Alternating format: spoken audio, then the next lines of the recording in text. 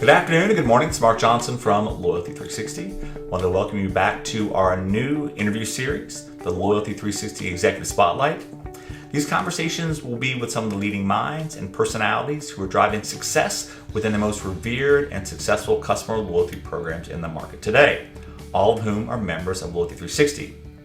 In this series, you will learn about the individuals working behind the scenes to develop and maintain their customer loyalty efforts, yet we will take a more personal look at how they got to where they are today, the successes they've achieved, and address some of the challenges they may have faced along the way. Today, we have the pleasure of speaking with Aly Blawat. She's the Senior Director of Customer Strategy at Blain Supply. Welcome, Aly. It's great to connect with you again. How are you? I'm doing well, thank you. Good. First off, could you please provide us a little background on your focus at Blain Supply? I oversee the Blain's loyalty programs, including rewards, co-brand credit card, extended product protection and service plans, and I also manage our customer insights, research, and analytics team.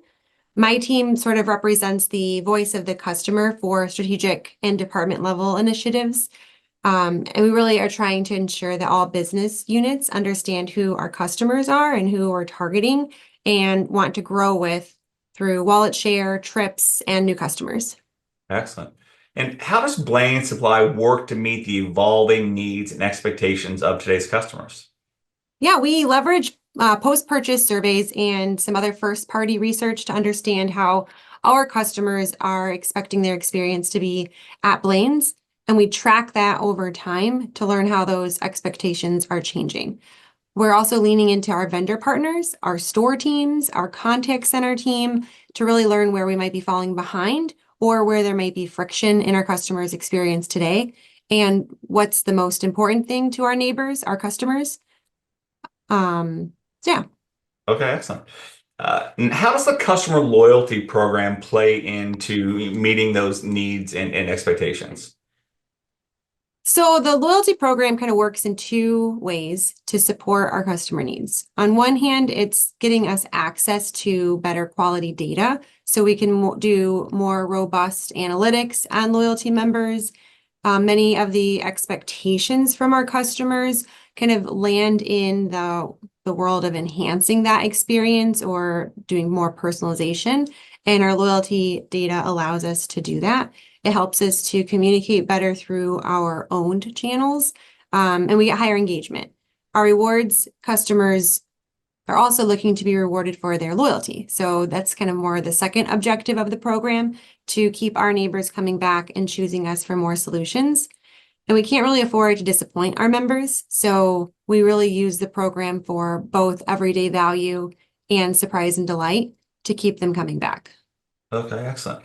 In your opinion, what is the single most important facet or factor that influences a great customer experience? So this is a hard one to pick one. To me, I think it comes down to the interaction at point of sale, whether that's in store or online. It's the ease of purchase. It does take a lot to deter someone from buying something that they've already decided they want or that they need.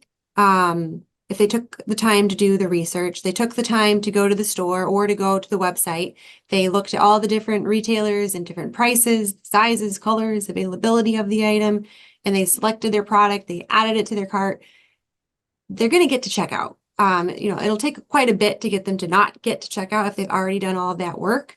But if that process from there on is too difficult, or you don't offer the payment type they're looking for, you don't have the shipping transparency, when will I get this? How much is shipping? Or if you're in store and you don't have that nice, friendly, welcoming associate to elevate the experience and to create a positive emotion, you can kind of make it or break it in that moment. So I would put ease of purchase as one of those big factors and moments that can help influence the customer experience. That's awesome. I know getting to know you over the last year, you have a passion for your customer loyalty program, but also one of the things that you've developed kind of a focus is around in-store training and developing advocacy for the program. Can you tell us a little bit how that came to bear? Yeah, so I've been in the loyalty space for about 15 years. And to me, getting the buy-in is one of the hardest parts. People want to know what the secret is to getting more people to sign up for your program. Is it the value proposition or the sign up bonus, hiring the right kind of people who are selling the program in your store or putting together the marketing to sell the program online? And while all those things are important, I think it really just, it's so simple because it just comes down to asking consistently. And there's not a silver bullet. There's not, some super fancy secret out there that you can pay all the money in the world to get. It really just comes down to asking every customer every time about if they know about the program, Right. and how you personalize your response back to them. What have you learned from this focus on training and advocacy for the program? That it doesn't really matter, the type of personalities you're dealing with. You want a pretty dynamic and unique group of people who are talking about the program, but giving a little more attention to how you got to this place and why the program is so important to the customer, to your business, to your team, for your store, insert whoever. Right. Why is this program important, and helping them understand that why, bringing them along the journey for how you came up with a hypothesis if you wanted to make a change or introduce the program, helping people understand those connections. That's where I've noticed the buy-in comes into play. So taking the time to do that and not just assuming everybody already knows or the details don't matter. Here's what matters. Don't worry about how I got here. That I think has made a really big difference in how I've been managing our programs. Well, that's awesome to hear because, as you know, and you mentioned, right, getting initial buy-in for the program, but also sustaining that buy-in, that executive level support can be pretty challenging for brands to attain and then to sustain. And you seem to do a great job of that. So that's great to hear. When you look at things you may do outside of work, what's one passion outside of work that you enjoy?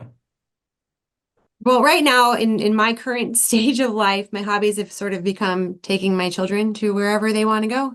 But as a family, we enjoy outdoor recreation quite a bit. We fish, ice fishing right now in the wintertime, ice skating. We do hunt as a family. We go hiking. We're planning on getting a little more into camping and kayaking this summer now that my youngest is a little bit older. I also have horses, so I do a little riding whenever there's time. So lots of outdoor things. That's awesome. What was your first job after college? An assistant store manager with Kohl's. Okay. And what do you remember most about the position? At that point, the dynamics of the people on my team. So I was a young 22-year-old leading a group of people who had incredibly diverse backgrounds. Some were part-time working in high school or college, just, to make some extra money. Some were part-time and they were retired and they had worked for decades as a nurse or a machine operator or a teacher or a cop. So they had very long advanced careers before working in retail. And even some people on the team had worked in retail longer than I'd even been alive. So having that group of people to lead right out of school as an assistant manager, they taught me so much what to do, but also definitely what not to do, the patience and how to build credibility with the team. I really owe a lot of my success in my career to that team in Brownsburg, Indiana. That's awesome. And then what's one or two things that you shouldn't do? um, Make assumptions, unless you're assuming positive intent. Don't assume everyone knows everything. Not all communication comes in the same form, and sometimes people might be missing some critical components of that message. Patience. So patience was a big one as far as understanding that while this is someone's career, it was my career, and I was very passionate about that. There are other things that are just as, if not more important than your career, and have that human element as a leader. It goes a long way.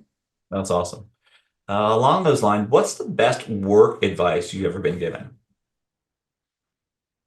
It's about communication, talking to people and explaining. So whether it's good news or bad news or no news at all, just communicate. People deserve to know, even if there's no new news, what's going on, what am I waiting for, or if they've done something really well, recognition in the form of communication, just telling them that they did a great job. If they could have done better, using communication to have some dialogue back and forth. I was always told to constantly ask questions, and if you get a lot of questions, don't take it as a bad thing. It's not necessarily that you weren't clear in your instruction, but there's more to it than just, the words on the page. So two-way dialogue, and make sure that you're just communicating with your team and your leadership and your peers, that will make the world go round. That's awesome. You have a very successful customer loyalty program. You've mentioned that you've driven organizational alignment. You have a great training program. What do you think the biggest opportunity for customer loyalty is, your customer loyalty program? I think our opportunity at Blain's is with the breadth of loyalty stages.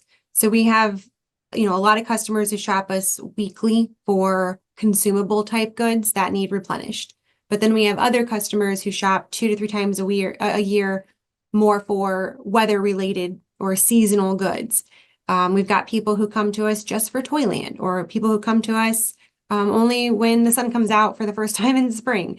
And my goal is really to reward all of them and everything in between in unique ways, because we're solving multiple problems here. And I think the way our program sits today, it's just a little too universally fit, where it works, but it's not as customized. And I think we can do quite a bit more to encourage those less frequent shoppers to become quite a bit more loyal, even if they aren't purchasing in that consumable good area where they're buying animal feed, dog food, or food and beverage for themselves or their families. There's another way to kind of break in. When you look at the opportunity to potentially break in there, kind of getting your customers, your vast set of customers you have, and they have different interests, as you mentioned, do they know the array of products and services that you put forth, or is that one kind of part of the opportunity that you see? It's definitely part of the opportunity that we see, because we are a destination for solutions. A lot of times what happens is a customer will be very mission focused on their trip. And we say internally, that they've got blinders on, they're walking in, they're going straight for the thing that they need, and they've got to get home to get that project finished or something fixed. And so they're really not there to experience all that we have to offer, but they do think of us in that moment of need. How do I get them to come back later when they don't have something leaking at home, or a mess that they're working on? How do I get them to come back because they had such a great experience for that one solution for things that they didn't know that we had? We do have people who shop our entire store, every single department. They have learned all these things that we have to offer, but we definitely have that wall to break down with several new people who've been coming over the last couple decades. Okay, that's awesome. When you look at the passion you have for the program, it's definitely sincere, and it's always great to hear how you talk about the program, but also the employee advocacy elements that you've championed within Blain Supply. You are strictly focused and passionate about that. What drives that passion, and what are you seeing as some of the outcomes of these programs and initiatives you put in place? Yeah, so the passion for me, I've always been very results oriented. I like to see what I've done and be able to look back and notice a change. I need to see the KPIs. I need to see that improvement. And with a company like Blain's, where we've been around for 70 years, there's a lot of people who have that the tenure with us. They know us through and through. A lot of our customers and even a lot of our employees have been here for a very long time. And so coming in, to an organization that's well established, that has the loyalty from their customers, with or without the program, it just really inspired me to try to make a difference for the organization, to see how you can elevate that a little bit further and take it a little bit in the different direction. So we started the organization as a discount retailer for farmers. And the only way to get the discount was if you were a member through having 5 engines or more. So it was kind of that idea of the first discount store, the first loyalty program in the state of Wisconsin, 70 years ago. I don't want to lose the fundamentals of the history, and I want to make sure we're always kind of grounded with what we were and our roots. But now that we've grown and we're flourishing, how do we continue to tap into what our neighbors are looking for? Because our family farmers still a very important aspect of our customer base, our core customer really, but their lifestyle has evolved quite a bit. So making sure that we aren't just doing the things that we've always done, but we are focused on delivering on the experience and recognizing the loyalty of this new dynamic customer base that we have that goes from your family farmer to new homesteaders to hobby farmers to people who live in the suburbs but have nice yards and they want to have gardens, or they just want to have a nice green yard for the first time. They're outdoors, they're doing fishing or hunting, they're in the recreation, camping. There's so many different ways to solve the problem that some of our neighbors are dealing with that I think the loyalty program can help elevate that experience just a little bit more and get that access to the customer data to make it more personalized. Okay. When you look at kind of the life, personal work, what's the biggest challenge you have faced in your life, and how has that shaped you as a person? Ooh. I'm a mom, I'm a wife, daughter, sister, all the roles. But I have a career. And so kind of being a working mom, I'm trying to balance all the things that, my family wants to do, what I want to do with my career and in my personal life. So really the idea was kind of put into your head, and everyone kind of hears this, like, you can't have it all, that old saying. And I grew up with this complete opposite train of thought of, yes, you can. So you can kind of have whatever it is you want. You just have to have the energy and the focus. You have to have the willingness to ask for help to make it all happen. So for me, the challenge kind of comes into play of wearing all these different hats and making sure that I've prioritized those roles in my life in the right way so that I can do all the things that I want to do with all the people that I want to surround myself with, and that my kids are happy and healthy. My husband is happy and healthy. I'm happy and healthy with both my personal life and my work life. So that's really been just an evolving challenge as people grow and age and change, priorities change over time, but staying true to what that end goal was. And that's awesome. That's great to hear. I know that can be a big challenge, especially for working moms. I know my wife works and she does a great job of balancing it. As you know, a little bit of sacrifice there, especially at the younger ages. But as you find things that you and your kids have a passion for, things get to be a little easier at some point. Yeah. So when you look at life lessons you've learned, are there life lessons, or is there a life lesson that has shaped your perspective? You know, there's definitely a lot of different lessons that I've learned over time. I touched a little bit on communication. I do think a lot of what I've learned has to do with the type of people you surround yourself with, the partnerships you make and the relationships. You know, I I believe it takes a village, and you really have to depend on other people, and that's not always easy to do, but to lean into your support system, whether that's family or friends or coworkers, and it could be all of the above, depending upon the situation.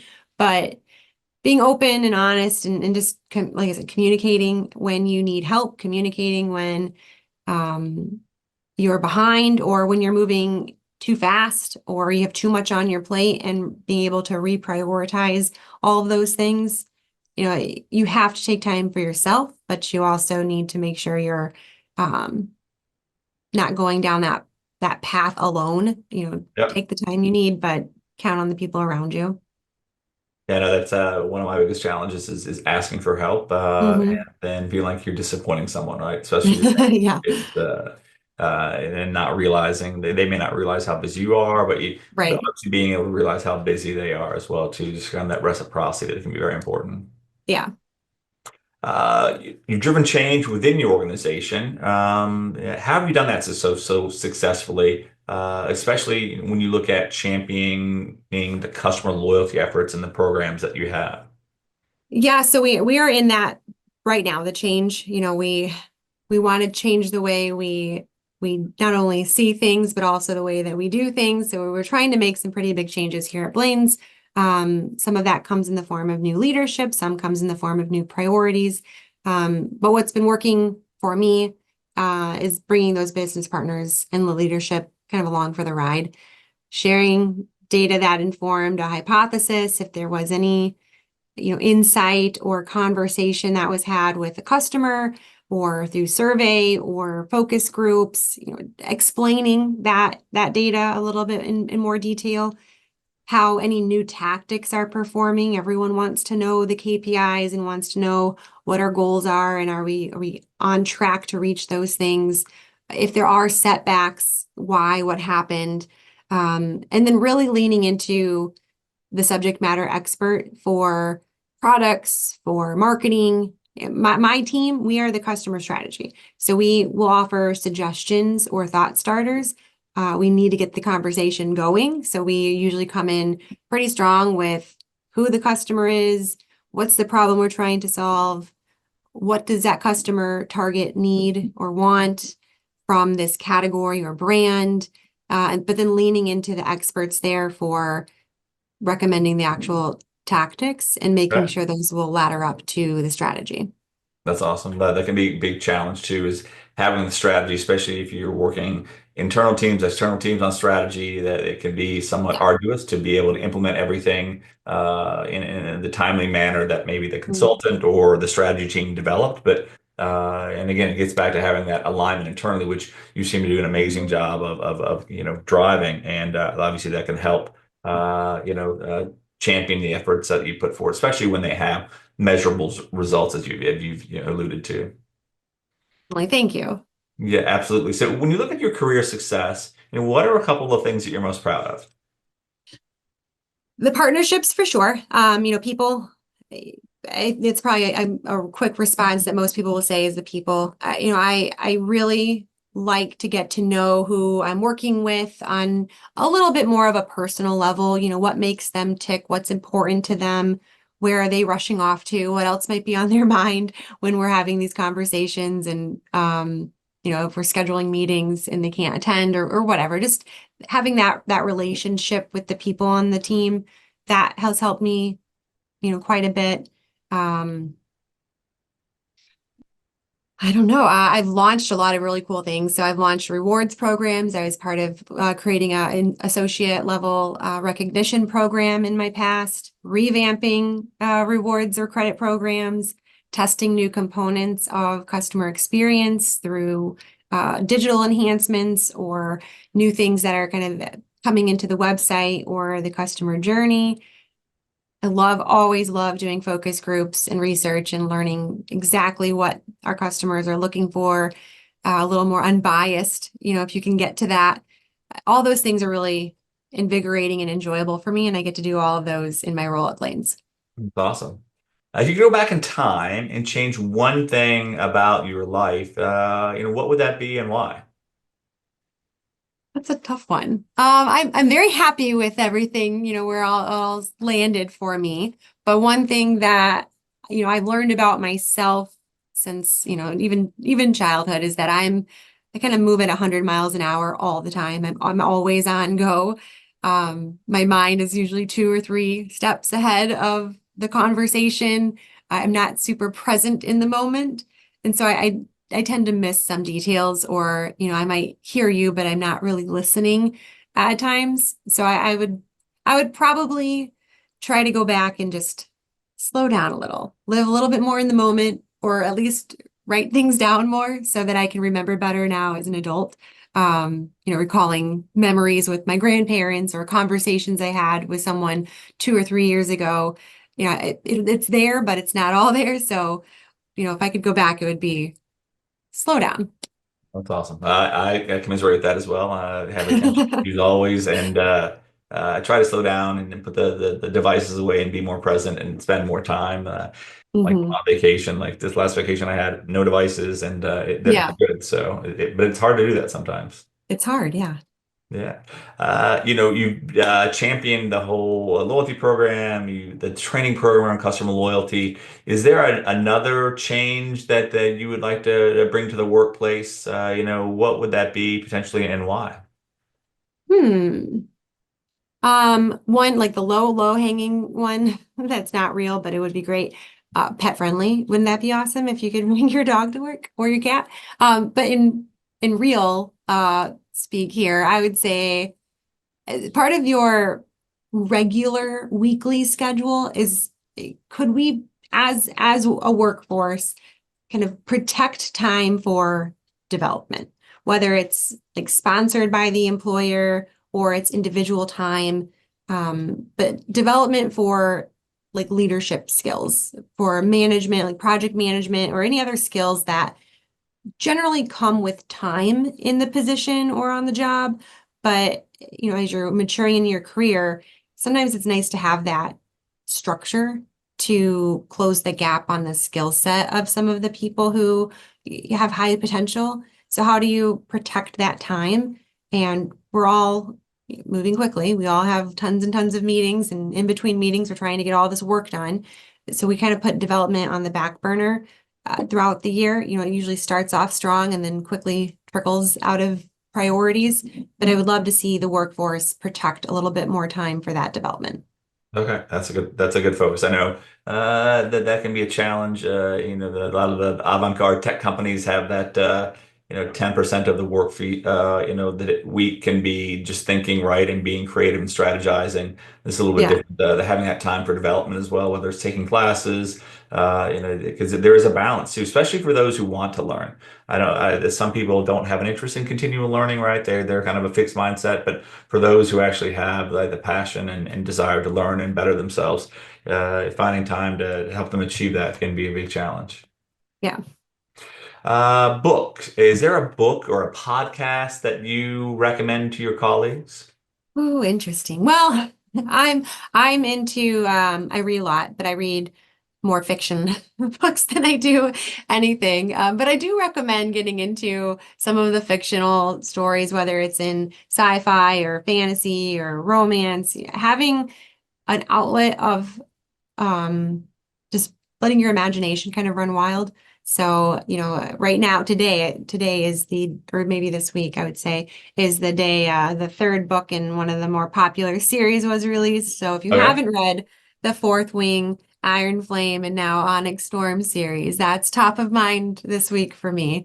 But Okay. I do think those books and books like that were created to give us an outlet as an adult.